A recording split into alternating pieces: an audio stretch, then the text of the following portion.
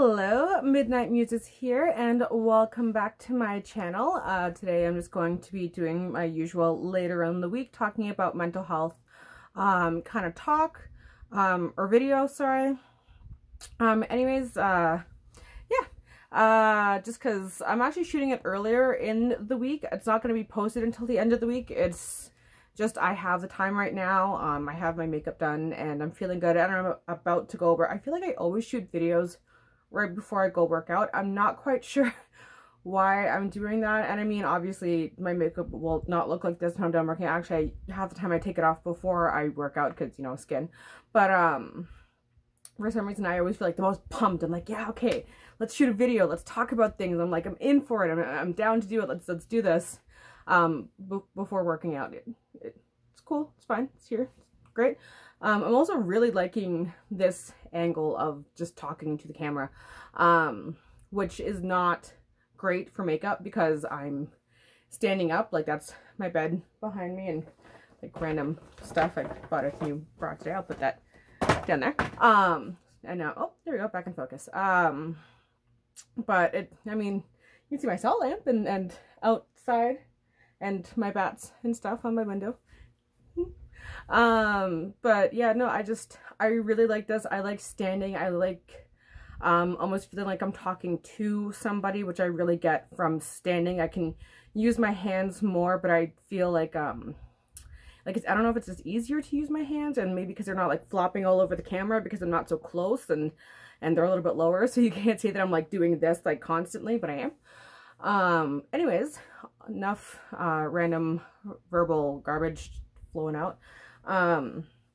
I just wanted to just kind of, again, rambly talk, which I've been doing a lot of lately, but I really like doing because I feel like when I just pop on here and talk about whatever I feel like in the moment, it comes out the most natural. It comes out more of what I really want to say and more of what is pertinent to me in the moment. So for today's topic, I'm going to talk about the difficulty of getting back into a normal routine and into a normal life, I guess, when you've been off with mental illness for a long time. Just because that is something that I am struggling with a lot right now. Ignore the screensavers on my TV. Have some water. Because that is, yeah, that's kind of like the personal stuff that I'm going through right now. And I'm going to be quite honest, I am very, very much surprised at how difficult of a journey it is to get back to work. It's about as difficult, possibly if not more difficult for me to get back to work than it was to get off work in the first place. So for anyone who is looking into the, you know, taking time off for treatment, really look carefully into it. I unfortunately did not have a choice in terms of going off and for whatnot. It is something that I was planning, not something that I was planning for as long as I did. Originally, I was just looking to do some kind of treatment program for a month or two and was already organizing it with my boss to take off that time. And then I would just do EI for like the whatever time, and if you're doing that, that's fine. And that's great. Because you can do your EI and then go back to work.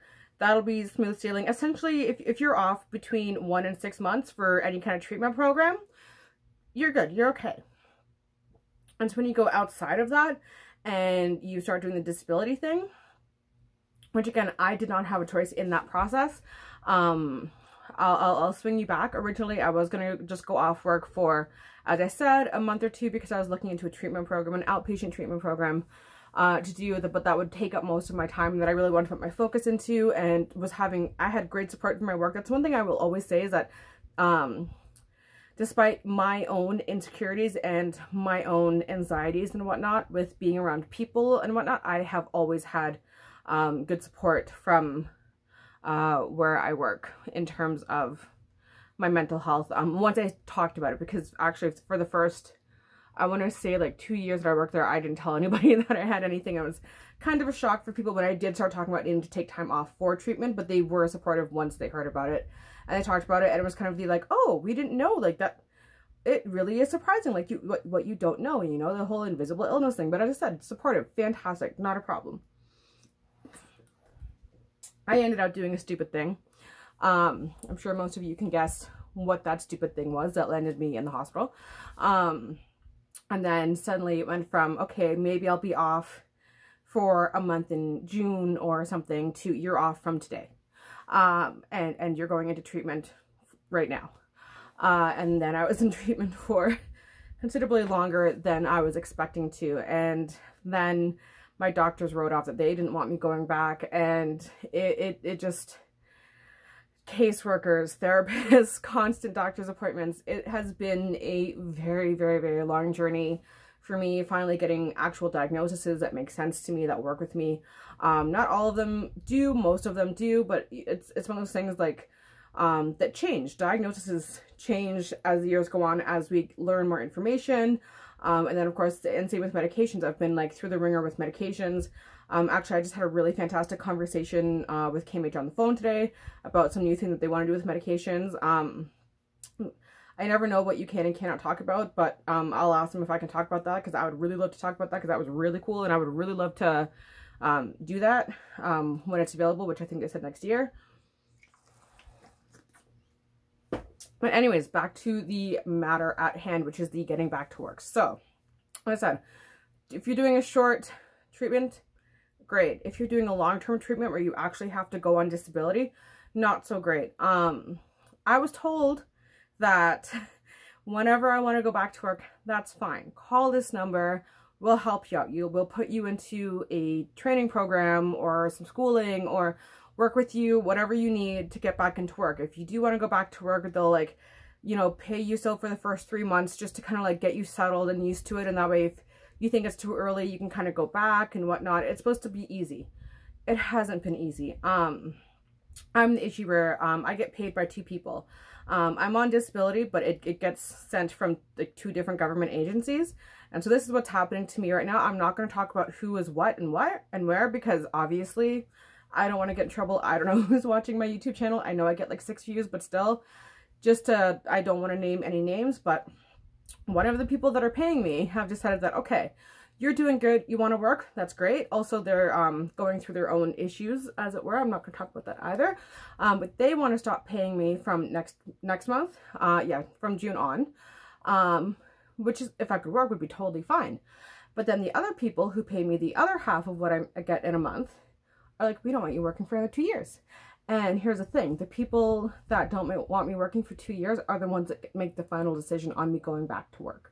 So I'm now in a situation of already not getting enough money per month to survive. I already still have to live at home and beggar off my parents far more than I ever thought I would be in my 30s. It is so humiliating and embarrassing, and thank God for them, because if I didn't have them, I would actually be on the street right now, because you do not get a livable wage when you're on disability. So again, keep that in mind. If you're going long term, you need to have someone that can help fund, because otherwise you can't. And I'm not getting into that right now. Right now, we're trying to stay positive. Right now, I'm just talking about the struggle of trying to get back to having that normality.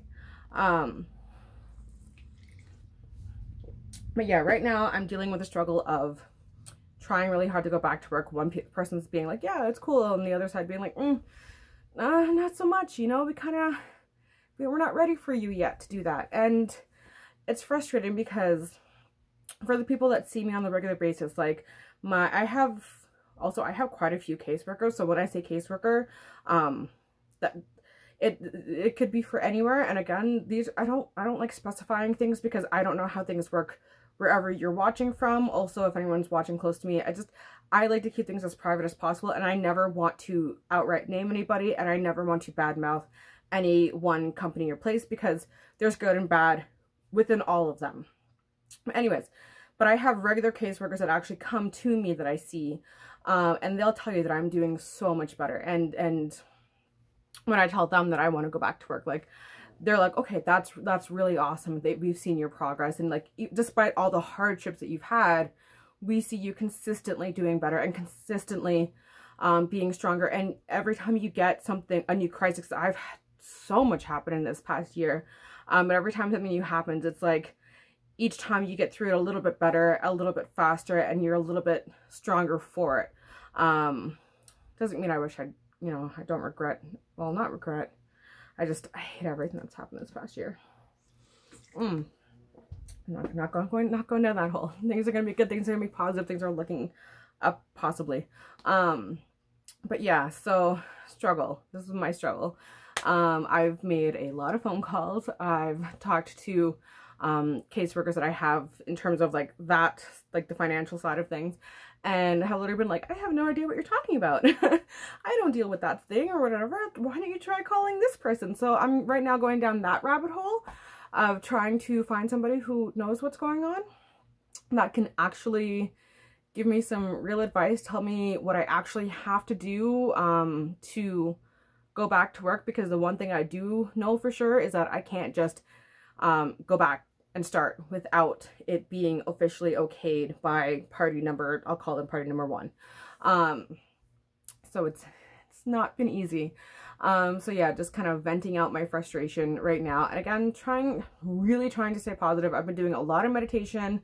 Actually, my therapy group that I do, well, one of the ones, well, I don't do one group therapy, but we did yoga yesterday, and that was actually really, really nice, because it was like therapeutic yoga, and I've never done that before, and I really liked it. I do yoga a lot, just not in that way. Like, it was just a little bit more focused and a little bit more like, okay, you know, like this is a safe place kind of thing, which I really liked.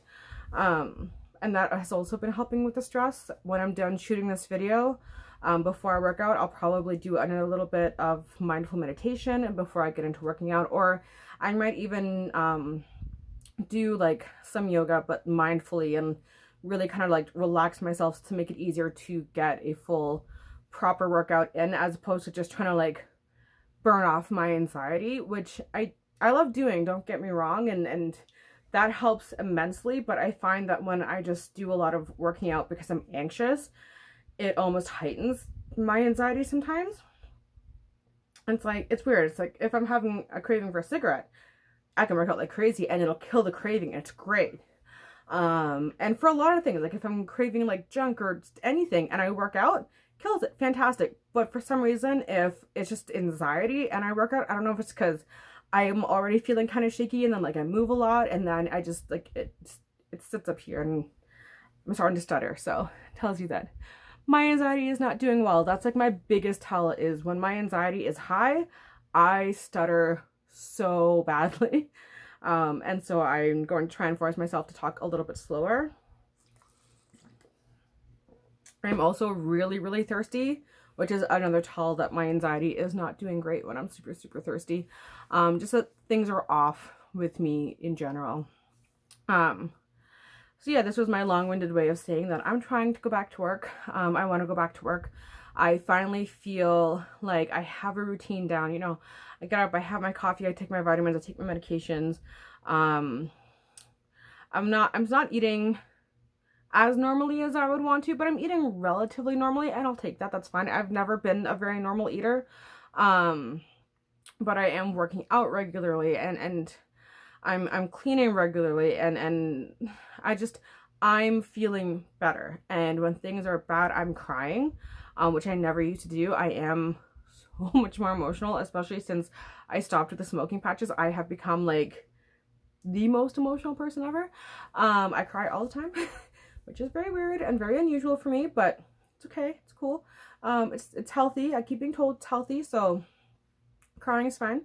But the point is, I am dealing with my emotions. When something happens to me, I do let myself feel it. Sometimes I will try and hold it off until I can get to a safe place if I'm in public, but to the point of like, even if it's like just going to my car, or if I'm with my mom going to her van, like just somewhere outside of everyone being around, so that I can let them out as quickly as possible instead of trying to just completely block them down, not deal with them at all, and move on. So I feel like I'm in a much healthier place. Am I perfectly normal? Am I like, is there ever going to be a normal for me? no, I 100% don't think I will ever be normal. But in terms of manageability and, you know, can I handle living a functional life right now, I want to say that I think I can. I'm not going to say yes I can, because obviously I'm not doing it. I'm not working. I'm not in that kind of a schedule right now. I'm still in a, you know, living at home, not going anywhere schedule. But I do have a schedule, and I forced myself into a daily routine. And if I can have a daily routine here, then why can't I have a daily routine working as well? So that's my goal, is just to get back out in the world. My agoraphobia is doing so well. Actually, today was a huge breakthrough for me. We were getting my sister's birthday cake at Dairy Queen, and my mom had to grab some stuff at No Frills, and I actually walked over there by myself and got half the groceries, and she met me inside. And that's the first time I've ever done that since I went off work. So huge, and it didn't bother me. I was surrounded by strangers, and it didn't bother me. I was just like, hey, cool, need to find some hot dog buns, and was looking at the bread, because my favorite thing in the world is bread. And I'm just like, there's so much bread in here. And the fact that there were people around shopping did not bother me. I was just like, ooh, bread. I like bread. So that was really big. And like, I didn't even think about it in that moment. It wasn't until like, I think like 5 or so hours later, I was talking to my friend. I was like, yeah, I went grocery shopping by myself today. I'm like, my mom met me in there, but like, I walked in completely alone and like walked around and was not like, oh, I need to hide. And that's my thing. It's like, anytime we go anywhere, it's like, okay, if you're leaving me, I have to know exactly where you're going, how long you're going for. Like if we're in Walmart, okay, maybe still don't do that in Walmart, because I don't know if I'm ready for that. But like, point is, I'm proud. That was good. I had a good day with my agoraphobia today. Agoraphobia, yeah. But yeah, so I would like to work. The one thing that for sure is, I'm not going to work in like a big open place full of lots of random people, because that's just asking for trouble and panic attacks. I am going to try and find like a small place that's like not super busy, but I mean, no guarantee. You never know how things are going to happen. And we'll see. I mean, technically I still have a job that I can go back to. I just need to figure out what, I'm out of focus again. I just need to kind of like figure that stuff out a little bit more. And but not as I said, just talking to my friend about better to my friend earlier. But my biggest thing right now that I'm more concerned about is just finding the right people to talk to get the process started for me to be able to do this. And because I know that they work with certain companies, I know that they work like there's a process you have to go through. I want to get this process started. I did not think it would be that hard to get this process started. So for anyone out there who's on disability that wants to get off disability because they want their life back, start the moment that you have that thought, because it takes time. And I really didn't expect that. And I'm kind of tired of just staying locked away in my room, and I want to be let out, and I want to have a life, and I want to earn my own money and to be able to do what I want and not have to be this way anymore. And I hate how hard it is trying to change that. So hope you're all having a great day. I will figure this out, and I will keep you updated on how it goes. And if I do get into some kind of go back to work program or whatever it is that they do, especially since if I am working, my video schedule probably will change. Like right now, I can essentially film whenever I want to. I film twice a week because I do keep myself very busy. And I'm hoping to still keep up with that kind of a schedule, but we'll see how it goes. I have a ring light, so I can film any time of day, but we'll see how it goes. But yeah, anyways, thank you all as always for watching. If you like what you see, please hit the like. If you are interested in seeing more, I do talk mostly about mental health. I do try to have one makeup video a week, which is my earlier video in the week. Sometimes I don't, sometimes it's just mental health both times. But yeah, if you like what you see / hear, hit subscribe. I'm here twice a week. Thank you as always for watching, and I'll catch you next time. All right, bye.